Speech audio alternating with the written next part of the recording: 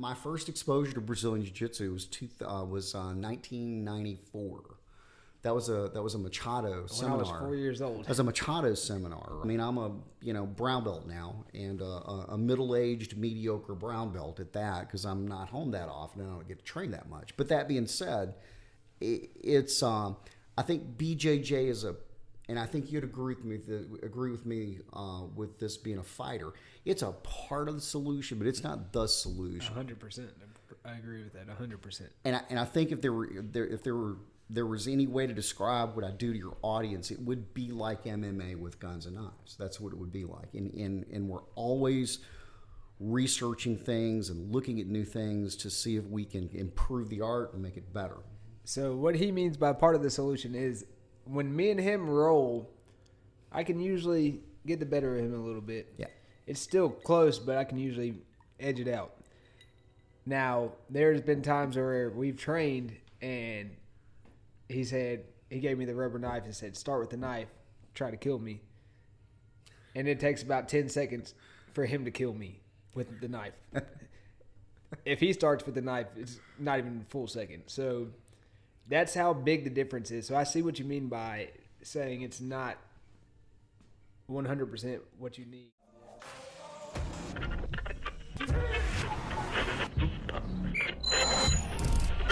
Let's see it.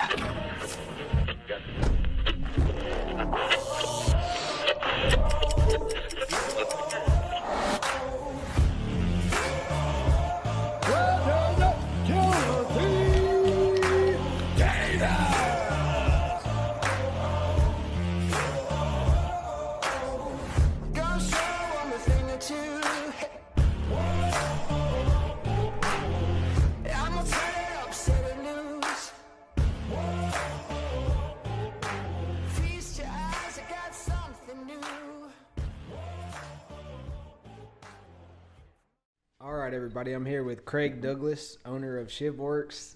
Let everybody know what that's about or what that is. Sure, man, and good to be here and connect with your audience. So Shivworks is a brand of training and products that I started in 2003 when I was still a police officer here locally, and it represents about 18 years of work in applying combat sports to pistols, knives, and self-defense and oddball niche tactical situations. We span 45 states in the United States, 11 countries outside of the U.S., 4 branches of the military, 5 federal law enforcement agencies, and some Department of Defense organizations. So I know you said you started out as a police officer. How'd you get moved into this? Well, it was interesting. I had a 21-year police career here locally, and most of that time was spent in narcotics, and I had a 2-year undercover stint where that's all I did for that 2-year time period was buy drugs, sell drugs, prostitution operations, stolen property gigs, and I had some things that happened to me buying drugs, particularly in cars, that there was not a tactical solution for, and I'd never been trained how to deal with. And the training of the era really didn't, there were no solutions. So I had to kind of come up with this stuff from ground one. And when I came out of UC work, late 1998, and started investigating this problem and created kind of a local fight club with some other police officers who were interested in... You did? Yeah, who were interested in that kind of oddball niche work. And we took a collection of training equipment, most notably simunitions, which are kind of like little paintballs that go in a duty pistol and allow you to basically get as close to a gunfight as you can without being in one. I think I got shot by one of those. You did. And we used that, and we used boxing headgear and gloves and protective glasses, and just kind of started going at it. And that was probably about the time that the UFC is maybe 5 years old. And if we remember what the contest looked like then, it was super interesting in that it was kind of primitive compared to what we look at today. And it looked like a weird martial arts tournament with dudes showing up in kung fu uniforms, one boxing glove, stuff like that, you know. But what we saw for the first time, pretty empirically, and I can remember when the UFC came out, it kind of turned the martial arts world on its head. and it pretty much empirically showed what didn't work and what didn't, and it showed the same patterns of failure and success. So I thought that pressure-based, no-holds-barred model was a good lens to examine some of these problems that I'd run into in my undercover work. And basically, that's kind of what led me into combat sports and adapting combat sports to some of these successful end states that we had figured out organically in Fight Club. So we struggled for 2.5, 3 years on trying to figure out Who is we? local guys here. There were some. Ken Thomas was one. There were a few from Gulfport PD, a few from Biloxi, and we used to just get together and put this stuff on and just kind of go at it, Practice and train. Yeah, and So y'all like the Bruce Lee of this, just figuring it out. Just figuring it out, and it was really interesting. We were all much younger, obviously, than I am now, and we were willing to risk injury and just see what worked and what didn't. And at first, we didn't even know what we were looking at, right? I mean, it was just okay. Well, that worked, that didn't. We didn't know why it worked, and it took a couple of years to figure out the patterns for success. And then once we did, we figured, oh, well, wrestling and Brazilian Jiu-jitsu seem to be really good pathways to get to these successful end states that we had figured out just by, beating each other up. So that's kind of what it led. And the first class I taught, open enrollment, was actually a knife class in 2003. And then it's been going ever since. It started off just as a part-time interest business. I wasn't looking at making money at it. It was just people were I started writing about it online, and people started getting interested, and then that led to, hey, can you do a DVD? Hey, can you help us design some knives? All from a blog? Pretty much an old internet forum. And I mean, there was no business model on. Yeah, and I remember the internet back then wasn't. No, what it is this today. is pre-Facebook. This is pre-social yeah. media. This was the old V-Bulletin software. The Blockbuster days. Yeah, pretty much, man. And it just turned into a roadshow with me traveling around with all this equipment and doing Fight Club locally, and I started getting a much broader base of people. Athletes, non-athletes, old people, young people, guys who were in a high-risk profession, regular people. So I got a ton of data as far as figuring out the best way to do this in the time format that I had, and kind of develop what now is pretty formalized and pretty successful as far as a system for getting a pistol out on a guy that's right on top of you, and the word I used to describe it is entangled, so a clinch or a ground fight, and then doing that in oddball niche space like vehicle interiors or tiny little bathrooms, all the places again that I had been stuck, working drugs, and something would blow up into my face, and there was no training modality, there was no answers, so I had to literally start from ground zero. So I'm surprised that you're not a black belt right now in jiu-jitsu. Well, it's interesting because my first exposure to Brazilian jiu-jitsu was 1994. That was a Machado seminar. When I was 4 years old. As a Machado seminar, right? And here's the thing: my career path, I had 2 years of undercover work, and I wasn't training anything in that period of time. And then back and forth. I think I'm certainly loyal. I mean, I'm a brown belt now, and a middle-aged mediocre brown belt at that, because I'm not home that often and I don't get to train that much. But that being said, it's I think BJJ is and I think you'd agree with me with this being a fighter. It's a part of the solution, but it's not the solution. 100%. I agree with that. 100%. And I think if there was any way to describe what I do to your audience, it would be like MMA with guns and knives. That's what it would be like. And we're always researching things and looking at new things to see if we can improve the art and make it better. So what he means by part of the solution is when me and him roll, I can usually get the better of him a little bit. Yeah. It's still close, but I can usually edge it out. Now, there's been times where we've trained and he gave me the rubber knife and said, "Start with the knife, try to kill me." And it takes about 10 seconds for him to kill me with the knife. If he starts with the knife, it's not even a full second. So that's how big the difference is. So I see what you mean by saying it's not 100% what you need. There's a bunch of different stuff in there. And back in the day, you did show me some of the car stuff. Some of the, what do you call it, 3D? Yep. It's like jiu-jitsu in a cube. Yeah, man, it's crazy how you would wrap the seatbelt around my neck, and it's crazy. It's super interesting, man, and that's what interests me. So I more than anything now consider myself like a motor skills instructor, and I'm not loyal to a particular system, whether it's wrestling or jiu-jitsu or boxing or other things that are more esoteric. But what I am loyal to is a constant process of pressure testing and doing that in novel, unusual space. So one of the interesting things about Brazilian Jiu-Jitsu in a car, and I've described that as basically it's BJJ in a cube. So it's 3D space. So what that space does is it completely turns the art of Jiu-Jitsu into something else that's probably between Jiu-Jitsu and rock climbing. So now when you're in 3D space, and you get your back taken, and you get your back taken in mat space, and that's a huge deal, right? When you get your back taken. Yeah. You can't get your back taken. We know that if you get your back taken, you can't fight.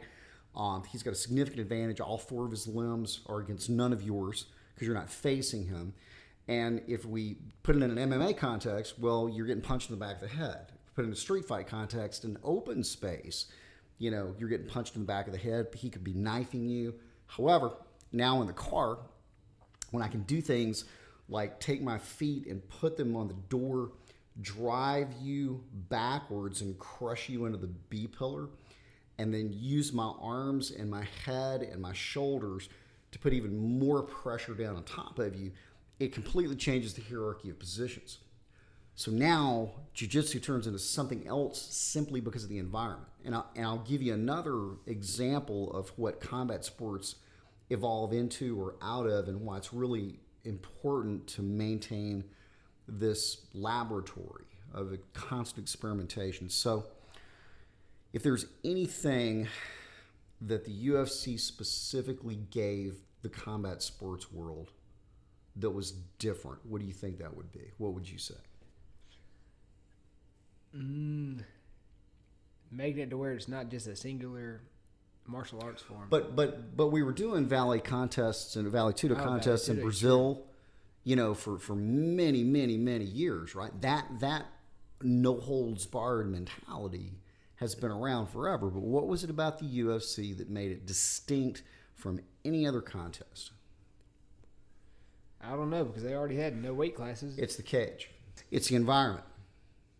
We had much like I experienced in the real world in a car, when we added the cage, we had a solid vertical interface with a solid horizontal interface. And prior to the UFC, there really was no such thing as wall work. So wall work, as it applies to MMA, is or what we now call MMA, is recent. That's, if you consider MMA something now that is truly homogenous and not unidisciplinary like it used to be, where you went in an MMA gym and you had a boxing coach, you had a wrestling coach, a jiu-jitsu coach, and they all did their thing, but they didn't really interact with each other, and guys were kind of just left a founder to put it together on their own, and they had a mishmash of weird drills with a weird set of equipment, right? Yeah.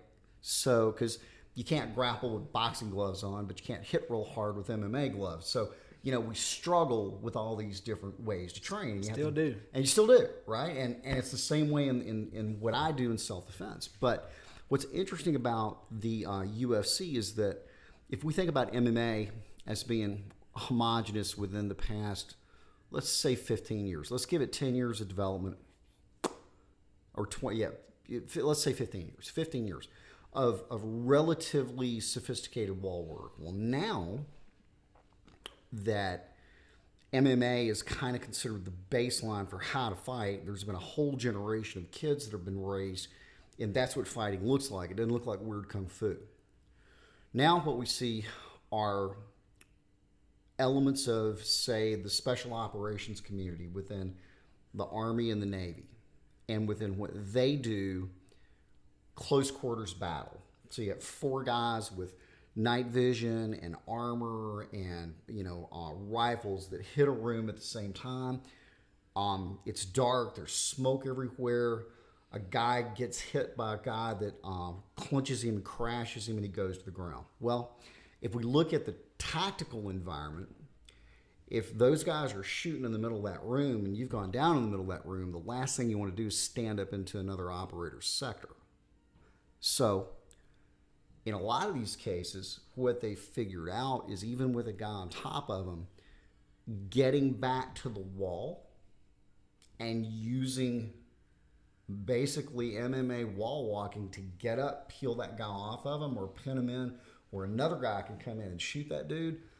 That's where a lot of guys are going. So it's super interesting to see what that contest, the UFC, the specificity of the environment did to create the niche subject area of wall work, and how that has come full circle and entered tactical environments where it's absolutely relevant in an environment like close quarters battle. Yeah. So, man, it's super interesting, and they're all kind of places that this, and it's still in its infancy. I was the first guy to get on the road with basically paintballs and put people in cars and have them fight and be publicly available and start to develop what now is a body of work. But there's still a lot of work to be done, and more guys are getting into it. When I first started this, it was like fat old gun guys who couldn't fight that were trying to struggle with the best way to get their gun out when a guy younger and stronger than them was on top. Now what's happened is that now that combat sports is more prolific, and there are younger guys who are getting into the CCW market and are interested in owning guns and things like that, or carrying guns, because they, see it's not a safe world with other riots and so on and so forth. Oh, yeah.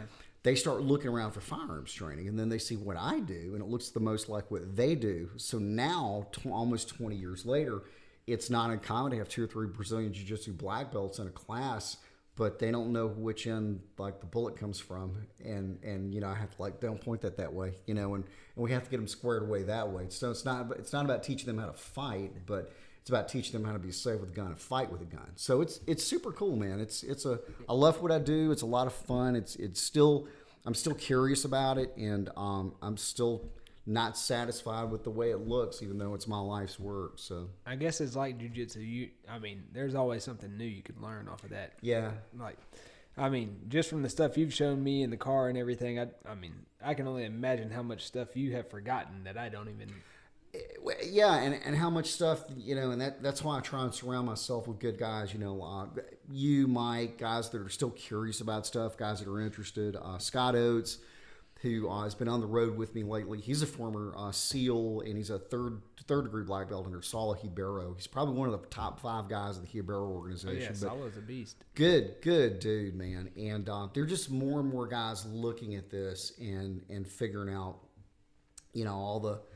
all the applications of combat sports as they apply to tactical environments. And that's probably the reason that I'm not a black belt in jiu-jitsu, is because I spend all my time, playing with guns and knives that, I still struggle with guard passes. So. Not a black belt in jiu-jitsu, but you're a black belt in killing somebody and saving your own life. And that's what interests me most. I will hopefully at some point, work towards getting I'm working now, but get my black belt in jiu-jitsu. But it's one of the things that happened to me in my martial arts career, and I've been doing martial arts for a long time. I've done every silly martial art you can possibly do. And I became very loyal to those martial arts. I became very bound to those martial arts, and I would only see the solutions to problems through the lens that they provided me. And the real world taught me very quickly that my lens was flawed. Yeah.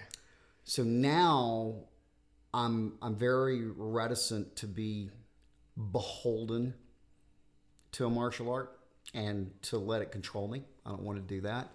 So, and that's not an excuse for just being a brown belt, after all the years that I've been doing BJJ on and off. But No, you're good. I'm good. But at the same time, yeah, I mean, I'm loyal to the problem, and I'm loyal to the truth, and I'm loyal to reality, and I'm always looking to make sure that I'm being true with things. I see a lot of stuff, and I'm sure you do too, in jiu-jitsu that, when you think about how that relates to MMA, you're like, No, oh man, when I first moved down here, I mean, Mike would teach stuff that I was like, I would never use that in MMA. And he's gotten a lot better about that over the years of him coaching MMA, that he's like, yeah, I see why you wouldn't use that and why not to do this and that. Right. And some stuff's just not practical in MMA that works really good in jiu-jitsu. Just like some stuff is really good in jiu-jitsu that's not good in real life. Like absolutely. Yeah. When you'd give me the knife and I would try to kill you and you'd stop me, you weren't worried about controlling my hips. You went straight to the arms, made sure I couldn't use my arms, found where that was, don't let me reach to my belt. So stuff like that, I mean, it's complete opposite of jiu-jitsu, but the controlling where you're putting your pressure and everything might be the same, but there's similarities, but a lot that's different that actually goes in the real world or MMA just from jiu-jitsu. Sure. Do you think there's a problem with focusing on jiu-jitsu exclusively, but fighting MMA? Do you think an MMA fighter should strictly train MMA? Well, let's take a real big icon, the gi. Do you think MMA fighters should be training in a gi? I love training in the gi. Yeah, I do too. But that's how I started. Now, I don't get to train in the gi a lot right now just because we're so busy at work. And then when I'm not working, I'm working at the gym, so I don't. I'm either teaching the class myself, so I don't get to train. But I'd like to train gi as much as I do no gi. Yeah. Even though now when I have a fight coming up, say it's the last 2 weeks of the fight camp, I'm only going to train no gi just because I need to make sure I'm not trying to go for stuff that I would go for on the gi and everything. But I don't think it's bad. You just have to know in your brain that you can't do some of this stuff that you're doing in this gi in the MMA match. And don't go to your back because you're not going to be able to get this bow and arrow or whatever from here. You need to, I don't know. I do a lot. I do my jiu-jitsu a lot different gi and no gi and MMA just because I know what I can use. So if I'm on the bottom in gi, I know I have all these loop chokes and everything. So I'll be on the bottom a lot more. Right. And no gi, I prefer to be in the guard or in half guard. Half guard is probably my favorite. Okay. Just because from half guard, I can get to literally everywhere and get to your back. I can get anywhere that I need to be. But also have a good control over you, especially in MMA. I have that leg clamped down, just like Randy Couture. He'd prefer half guard than side control. I would prefer that 100% in the fight.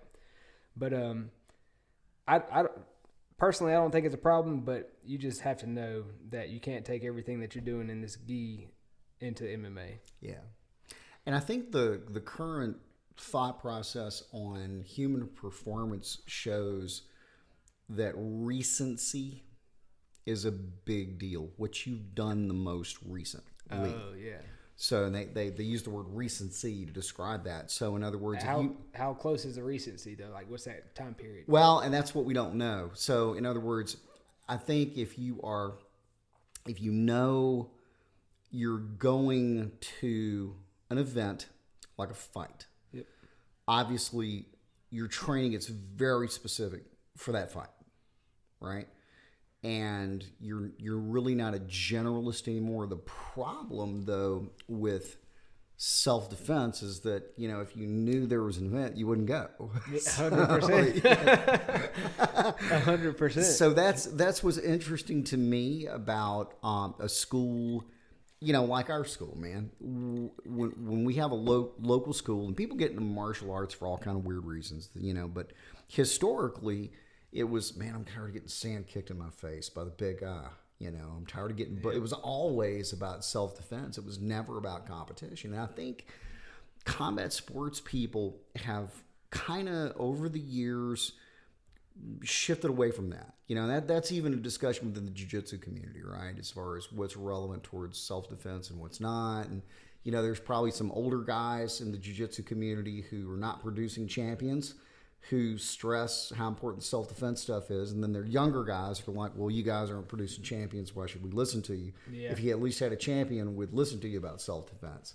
And it's interesting to me to see that, not conflict, but you know, how do schools prepare people for self-defense? How do they prepare them for competition? How do they have, you know, and how do they manage time? That's the other thing too.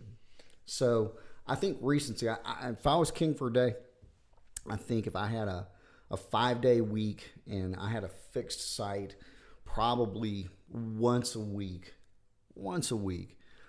whether it was a competition class, whether it was gi or no gi, I would just walk around. I would start throwing knives at people. I would start throwing training knives at people while they were rolling on the mat. And they're not know it's coming. And anybody can pick it up. That would be awesome. Anybody can pick it up. That would be awesome. I want you to come to the gym and do that one day. I'll do that. And don't tell anybody. Don't tell anybody. Don't Yeah, tell anybody. and just see what people do. Yeah, 100%. And then once they're trying to get you, stab them in the neck. Are they going to ignore it? Are they going to go pick it up and just start stabbing the other guy? You know, it's just stuff like that. It's interesting to watch. Just to kind of shift mindset a little bit and get people thinking. You know. Oh yeah. So, and I would probably do some silliness like that once a week. Keep it fun, but at the same time, you know, just remind them, hey, you know, I mean, this is supposed to be this is the martial part of the art. Yeah. You know. Oh yeah. Exactly. No, and it's changed a lot these days because the internet and everything, and people see what Conor McGregor does and how much money he made and everything, Right. and so people are getting into it not for the martial arts. When I got into MMA, which was 2010, so it wasn't too long ago, 10 years ago, 11 years ago now almost. MMA still wasn't even cool or anything, you know what I mean? Right. So I was doing it just to compete. I like the competition. So I had got done playing football and I was in college and I was like, man, I don't want to go play flag football every day and just go lift weights. So Right. I got to find some way to compete. And then I found a jiu-jitsu program at Mississippi State and we started training everything. They had boxing and everything up there as well. So that's how I got into it, just to compete, not really for the martial arts. I wasn't really getting beat up. Yeah, you wanted to compete though. Yeah, I It's like healthy competition. Yeah, Sure. I like that feeling of competition. Now, I feel like these days, now that MMA is really big and it's a premier sports on ESPN and everything now, back then you could only watch it on like, not even FS1. It was barely on there. It was like, what was that old Fuel TV or something like that? Yeah. Like they weren't really showing it on anything. Right. Now you can go on the ESPN app and look up every fight almost. But so people see that and they're like, oh, that's how I'm going to make money, or that's what I'm going to do to make money. So they're Right. not in it for the competition they're just in there to try to make money. And usually those people don't last, but some of them do. You can kind of tell whenever you watch them fight. They're kind of dickheads in there. Yeah. But Yeah. I don't know. I do it for the competition. I mean, I love the martial arts aspect now, but in the beginning, that's not what I was doing it for. Yeah, absolutely. Absolutely. And it's interesting for me is at 52 to watch how it's shifted over the years. And I think it's beautiful as far as the competitive aspects of combat sports and how prolific that has become. Because, you know, before MMA, I mean, we had judo. Yeah. Olympic stuff. We had Olympic stuff, you know, wrestling, boxing, and they were all interdependent or independent. And then as far as martial arts world, you had I can't remember when Taekwondo became an Olympic sport, but I think that was the 80s. I think that was the late 80s, somewhere around there. Couldn't tell you. And then you had the old PKA karate associations, and then you had American kickboxing, and you know, if you look at a lot of those guys, those are some interesting, like brutal fights before we really embraced Muay Thai and knew what Muay Thai was in the U.S. And even in the American kickboxing, though, they couldn't use elbows. So, No. I mean, it's crazy how wild those fights were without elbows. I know. And some of the stuff like Jean-Yves Theriault and people like that from that era. Oh yeah. You know, Dennis Alexio. You know, who was Oh, in yeah. who was in the Beast. Kickboxer movie with Jean-Claude Van Damme. He played Van Damme's brother. That was Dennis Alexia, who's a legit kickboxer. Oh, I did know that. Yeah. I think Mike's the one that Yep. pointed that out to me, though. He was a legit. He was, for his era, he was like the Tyson of kickboxing. Yeah. If you watch his boxing style, I mean, he was real squat and broad and would just wreck dudes. So, I mean, I watched a lot of theirs. I'm more of like a Dutch Muay Thai and Dutch kickboxing and Muay Thai fan. Mike Zambitis. Oh yeah. Oh my God. Ernesto, who's probably one of my Ernesto favorite. Just Hoo's. the leg kicks. Have you ever what was it? Rambazat or The one that died. no. He used to come out and dance and look. Oh yeah. God, what was that? Yeah, I remember him though. I know who you're talking about. Yeah, him, Ernesto, who's all of that man. Well, they were all good. Just wrecking balls. Man, crazy. And if you could have them back in the day, because back then MMA wasn't really big either. No. It wasn't even really a thing. Mm-mm. Imagine some of those guys being. It would be crazy. Well, it was funny too when MMA and to watch what happened with MMA and how and it's not and you don't even hear these terms anymore, but you used to hear these terms frequently in the old UFCs. Oh, this guy's a ground and pound guy. This guy's a sprawl and brawl guy. Oh yeah. You know, you'd hear stuff like that, which meant, okay, this is a wrestler that had just enough boxing to get on you and out wrestle you and beat you up. This was a kickboxer that had just enough wrestling to stay on his feet so he could brawl. That's even Sprawl back and in brawl. like the Chuck Liddell days when they do all that. Yeah. So I mean, it's crazy. Even if you take like those guys back in their prime, Chuck Liddell or Matt Hughes or any of them, and you put them against a guy nowadays that's that same level in their prime, it's not going to be close. They're not even close. It's crazy that the sports evolved that much. I know. But that's and if we think about how much it's evolved, how much of that evolution has happened over the past decade? That's crazy because it's only been UFC has only been around what 20 years? 93. 93. The first 27 years. The first UFC was 1993. Mm-hmm.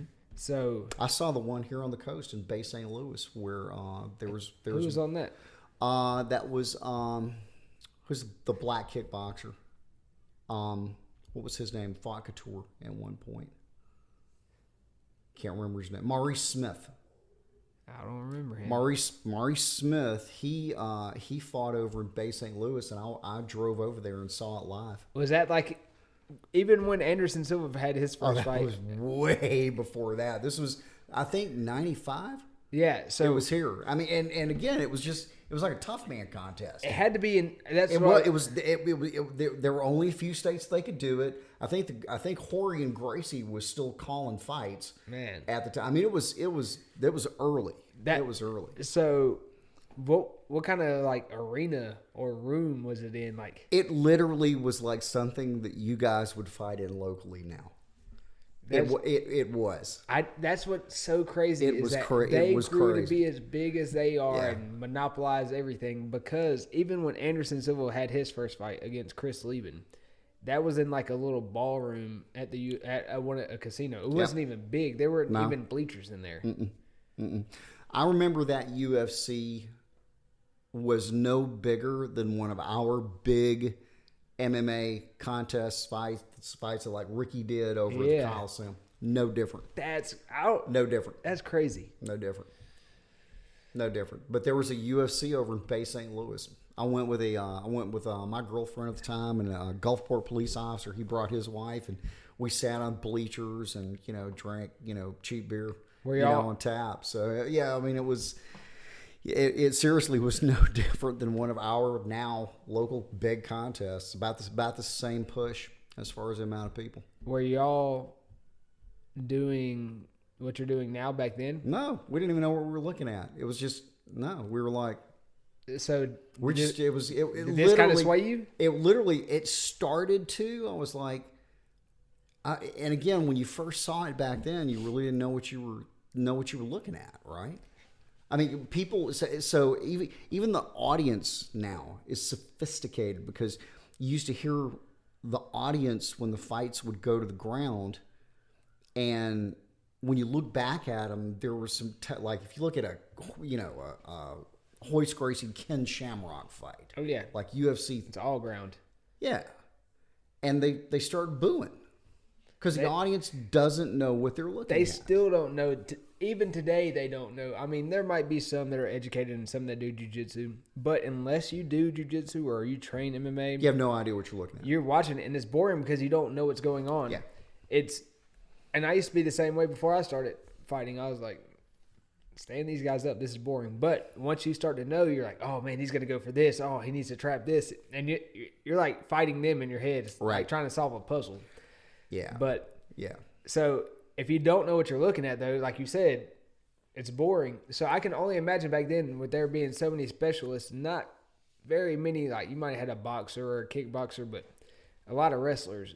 I bet most of those fights were on the ground. They were, and people would boo and I can and only they would imagine. even they would stand people up, right? Because they didn't know any better, and the rules of the contests were weird.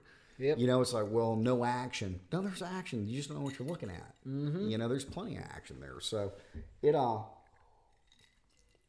it is interesting. It's like I was watching the CrossFit games one time with a buddy of mine and his wife.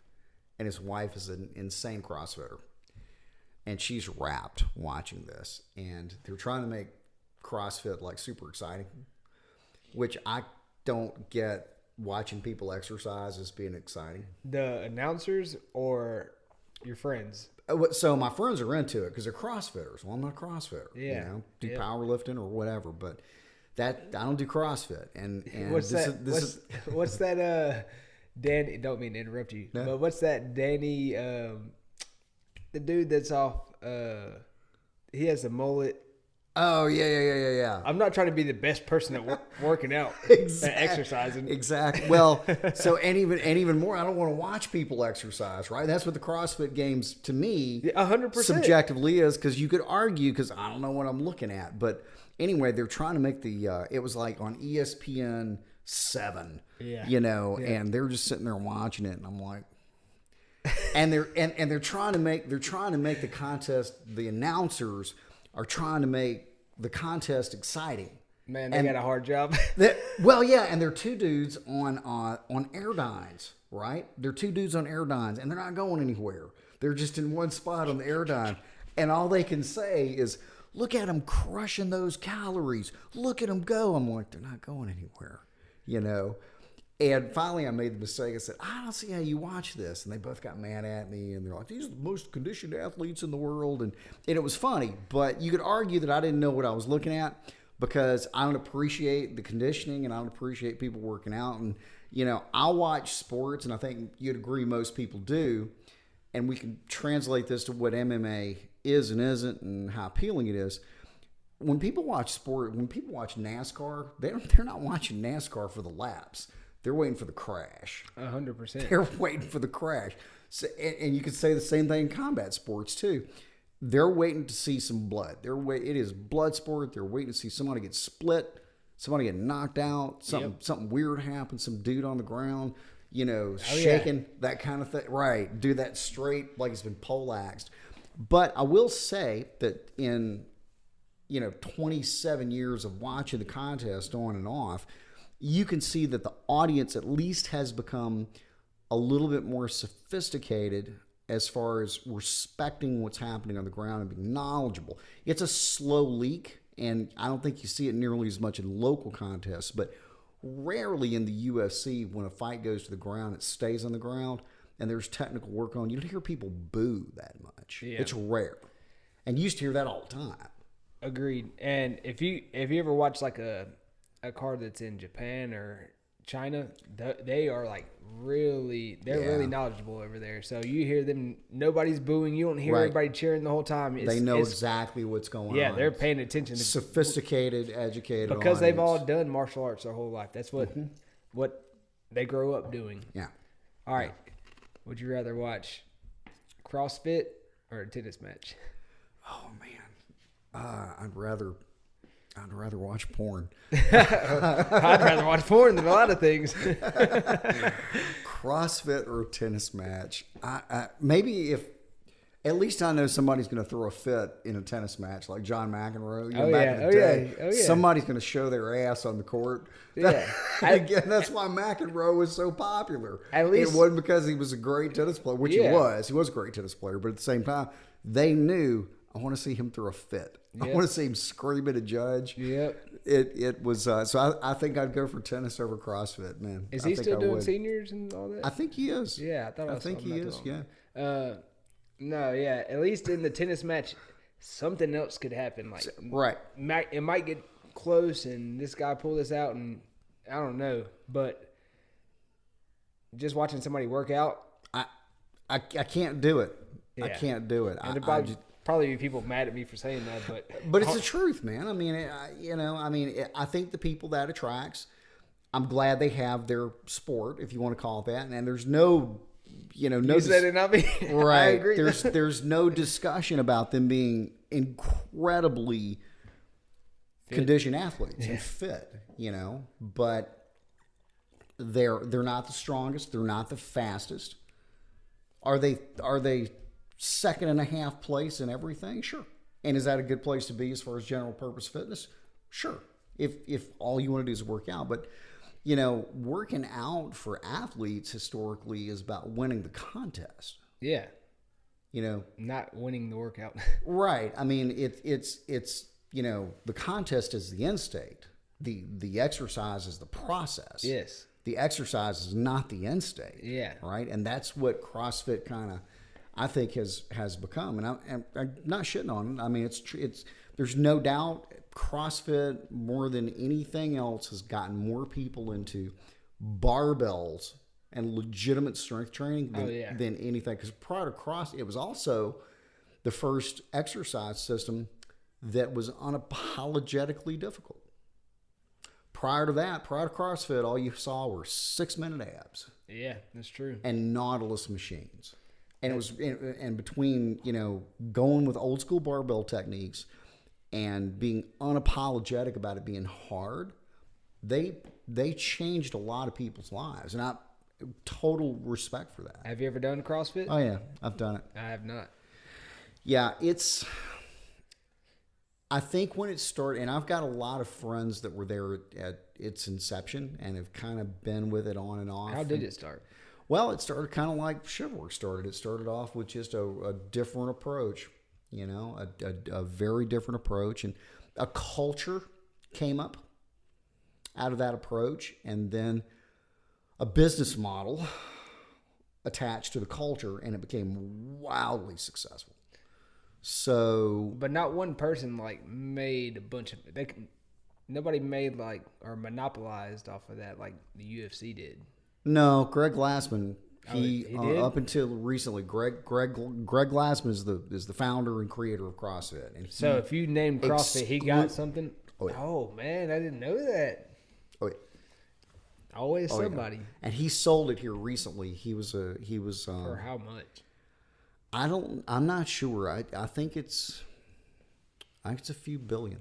No, I don't doubt that at all. CrossFit's I think CrossFit was named as one of the top 40. So we're saying it's not a sport and not this and that, but they're selling for as much as the UFC did. Pretty much.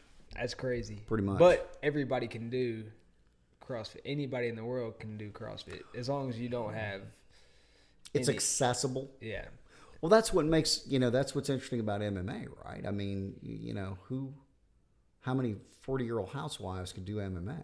I mean, that takes a lot, right? Especially at the local level. Oh, yeah. I mean, to know you're not getting paid to go in there and get punched in the face or elbowed in the face, and you might get knocked out and you might have to get stitches. Yeah. That's what scares people. I don't know. I think it's fun. But, yeah, and to me, that's what makes it exciting, right? There's risk. You have skin in the game. Yeah. And there's no skin. What's the only skin in the game I have is, falling off the freaking airdyne. Oh, I fell off. Right. I fell off the airdyne and I broke a finger. Even the other day, I had a guy come in here and I tried to. I got offered to fight the other day, and I was like, man, I was telling him about it. He's like, "Yeah, man, you would have had that fight. It would have been an easy win." I said, "Yeah, man, it's like I said, I'd have won that 100%." He said, "Well, it ain't 100%. You always have. They always have a chance to say you're right. You're right." That's what makes it exciting. Exactly. That's what makes it exciting. That's one of the things that. That's why the upsets. That's why the Floyd Mayweather Logan Paul fight's happening. Yep. Just because, what if Logan lands a punch? That's why the Conor McGregor fight happened. What if Conor landed that punch? And there's a reason they use the language "a puncher's chance," right? Yes. Because I mean, when two guys stand there and willingly engage, any given Sunday. Yeah. I guess one little screw up. Floyd's about the least willing to engage. He's Right. so good at making you miss. Now, he's not running. He's not running around the ring. No, he's he's just not. making you miss. He's making you miss. All right, back to Shivworks. Yes. Back to Shivworks. Okay. What are you doing next? What's next? Ooh, I'm done for the year, and then the new year starts. I'll probably do I'll probably do about 40 weeks on the road total. Teaching, Straight? No, not straight. Teaching coursework. Let's see. Probably depending on what happens with COVID, I'm supposed to do a class in Australia. I'm supposed to do a class in Italy. We'll see if those go with all the COVID crazy. And then, as we've talked about, there's an opportunity to do some work with the Navy. I've done work with the Navy before, and I'm trying to bring you guys in on some of that. So we'll see if that works. But I'm hoping it works. Yeah, I am too. Those are commandos, regardless of where they come from, whatever branch of the service they come from, are fun dudes to work with. They're super driven, and I think we can do them a lot of good. So that may happen next year. I'm hoping, fingers crossed, that's going to happen. And if that happens, that'll be a nice little piece of work, man, that all of us can get in there. So No, yeah, I've actually been offered a few times by a couple of different people of going out and training officers overseas and stuff, but I never had the opportunity as far as work, getting off work and being able to go over there. right. But this sounds like something I would really love to do. Yeah. And I mean, good learning experience for me as well. Absolutely. As well as teaching, but I would be learning at the same time. Well, and it's a good I think and that was one of the things I was going to really talk about with you and Mike and Odie, the guys we're trying to bring in on this thing, is I think it's an interesting place and an interesting way for you to translate and observe what you already know. In other words, what does MMA look like with guns and knives? What does it look like with rifles and plate carriers and helmets and night vision hanging off those helmets? And what does that look like when there are 3 other good guys in the room shooting?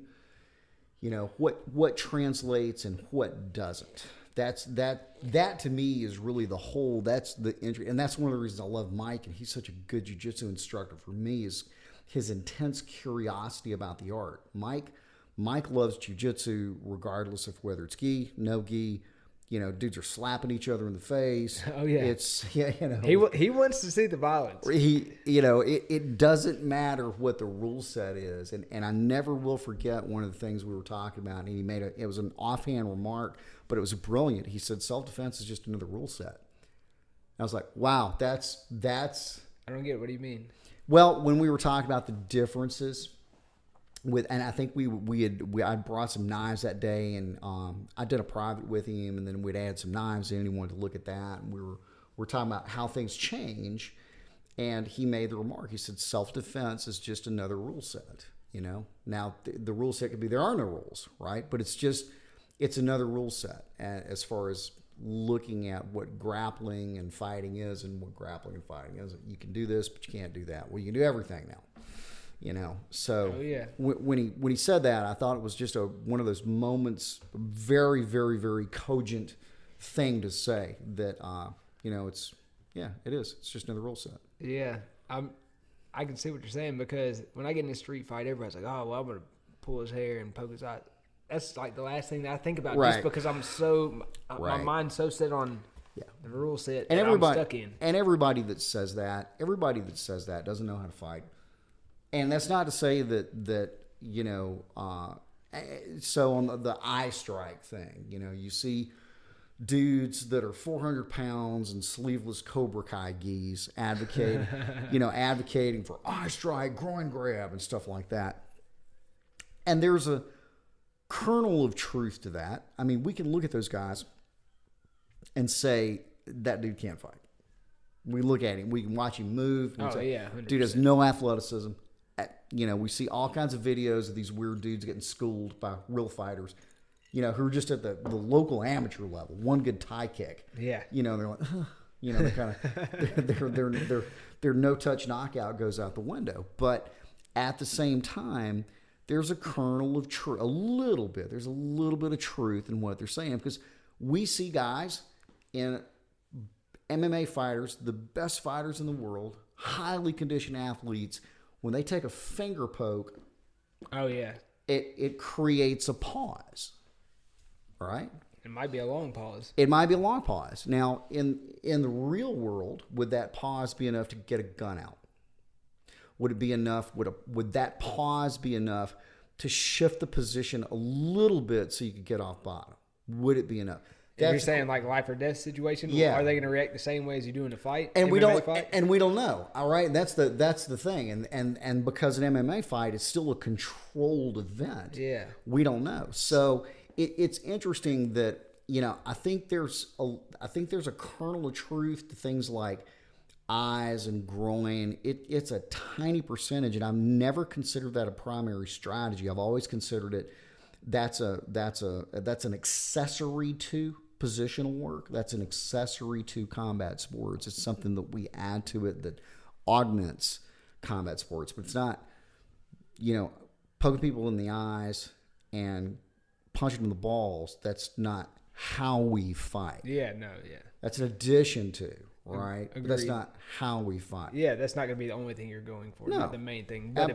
But if you need to, do it. See, that's, like I said, I don't think about that. But going back on, would it be the same in a life or death situation? No, I can't tell you if it would be or not. The only thing I can say is when you are in a fight, in an MMA fight, if you get hit, like you got hit, say you just hit your head on the wall or something at home. Right. It hurts a lot. Yeah.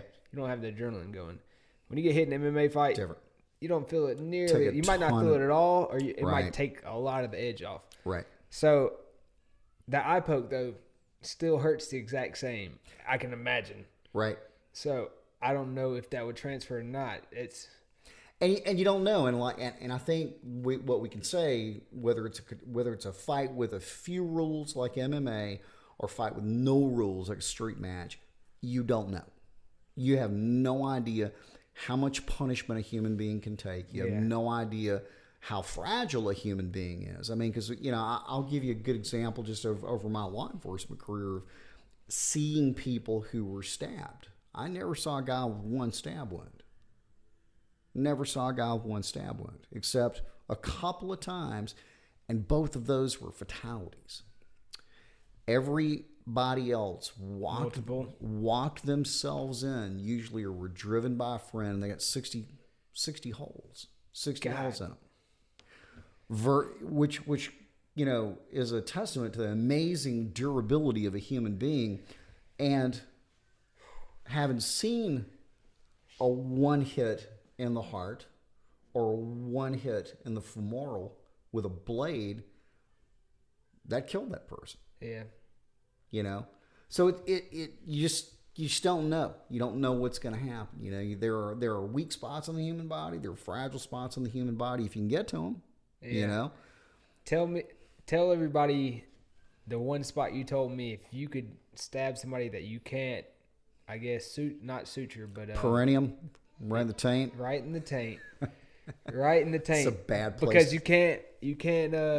It's hard to get wound packing material. Plug it up. It's hard to get anything out there, man. It really is. It's a bad place to take a tampon in there. Bad place to get a knife wound or any wound, a bullet wound. Hope your girlfriend's around. Put a tampon in. Those are the more often than not, those are fatal. Yeah. Well, let me go grab the knife that you gave me and so I can show them, and you can tell them where they can get them and show them what it's all about, and then we'll go ahead and kind of edge this out and Okay. close it off. Cool. All right, so I got one of your practice knives The right trainer. Yep. here. Tell everybody how you came about this and what it does. And So this is nothing new. They call these push daggers or punch knives, whatever you want to do it, or however you want to call it. It's a T-handle design, more or less. Traditionally, I had this one made where it's a 3-finger design, and what it does is it goes basically in your hand, just like so, and you make a fist. It's super easy to use. You just punch people, and now you're Wolverine. Yeah. So, and I like these for people that don't want to learn the specifics of knife use. If you already have a boxing skill set, you are a fighter, and you want a weapon, and you want the option of something lethal like a blade, then this is a good option. You put this in your hand, you punch just like you normally would with it. It's super simple to use. You can slash with it if you want to, and do esoteric stuff, but the easiest way to do this is just to put this in your lead hand or your power hand, however you want to carry it. A lot of people will carry these as a secondary to a handgun, so they'll have the pistol in their strong hand and set their pistol up for a strong hand draw, and they'll set their blade up if they can't get to their handgun for an offhand draw. yeah, that's smart. Or if they get their gun grabbed, a lot of times police officers in what's thought of as a weapons retention situation. So if a guy latches onto their pistol, they'd have this set up on the offside so they can just yank this and start punching out. And you have it to where they can just pull that out of their belt. Yeah. That's pretty cool. Even with this trainer, you can mess somebody up with that. So you absolutely can. And I've got some guys who are working overseas and with the government that are actually, and this is the trainer, this is not the live blade. They prefer the trainer? But they're using the trainer to do things like punch dudes in the hip and punch them in the shoulder to move them. Oh, man, I can imagine how bad that hurts to get punched in the hip. Yeah. Yeah, it's a really good move now tool. That's not lethal and hurts and can wreck somebody, but they're using it to good effect. So that's one of our knives with Shivworks, and this and several of the other knives I've designed are available at shivworksproductsgroup.com. That's one of the businesses where that's the product side of the house. We got our cool rash guards in now. We got cool Shivworks rash guards. Yeah. Check that out. Well, Instagram or Facebook to follow? So yeah, South Narc on Instagram, it's my old Instagram handle, and then on Facebook, Shivworks and Shivworks Alumni. There's the Shivworks website, which is the training side, and then there's Shivworks Products Group for all the stuff that we make that supports the training. So that's really it, man. I'm all over the place. I'm pretty accessible, and I'm probably doing a class near you somewhere this year. I think I'll be in, like I said, 40 states. Be doing classes that are close to everybody but me. You're gone more than you're here. I know. I am. That's why I'm an old slow brown belt. So even though I'm still wanting to do a fight next year. I'm wanting to premiere in local MMA. You know where to train, man. I do. We've been talking about this for years. I do. And everybody's been, Alex. I want to say it's been 2 years. Alex and all you guys been like, you should do it. And, I want to see you do it. Yeah. Just if anything, keep one of these. Keep one of these in the back of your pants. In the back of my pants, exactly. Back of my shorts. They won't be able to tell. It just looks like you're punching these. I want to do it just because it's a good chance for me to. I have no time to focus on myself. I'm always focusing on other people and the business and things like that. And I just want to take 12, 16 weeks and very, very 16 singularly. weeks. What do you think? This is an amateur fight. Your first amateur fight. You're going to be going against somebody that's. You know how to do things. I mean, it's just. I don't even. 16 weeks is so long that you will get hurt, heal up, and then hurt again. I'm going to listen. I'm going to listen to you guys. So 8 weeks max. That's why they don't do longer fight camps than that, because you get hurt even in that 8 weeks. You're going to get hurt. It's just such a long time, and you're going to be training hard and doing this and that. And I would say 8 weeks max. Well, I want to win. So. Oh, we're not going to give you anybody that's not a challenge, but I have no doubt that you're going to win. Okay. I've trained with you. We'll say you have, and you're a world-class MMA guy and striker, and man, I'm excited to see getting back and doing your thing, man, and doing a camp with you and Mike. And it's funny because I've told people around the country, yeah, I'm thinking about doing an amateur MMA fight. They're like, holy shit, we want to come. Why don't you do that? Hell yeah. Premiere in my 50s in local MMA. So, who knows, man? We may sell out an MMA event locally with my people. I'm sure we could sell it out, and if they put it online like they usually do, like the live pay-per-view, man, you could sell that out just because you have all the people around the world that most of us don't have. Yeah. Well, man, I appreciate you coming on. Dude, absolutely. Always good to see you, dude. Yeah. Always good to see you. Thank you so much for having me and connecting me to your audience. And I'll share this out, and hopefully we'll do this again. Hell yeah, for sure. Especially after, hopefully, fingers crossed, you get this government contract. Yep. We can't say where, but yeah. Yep. Well, y'all make sure to go check him out on Instagram and his website and get you one of these bad boys because they are good. And I wear mine everywhere, so make sure to get you one.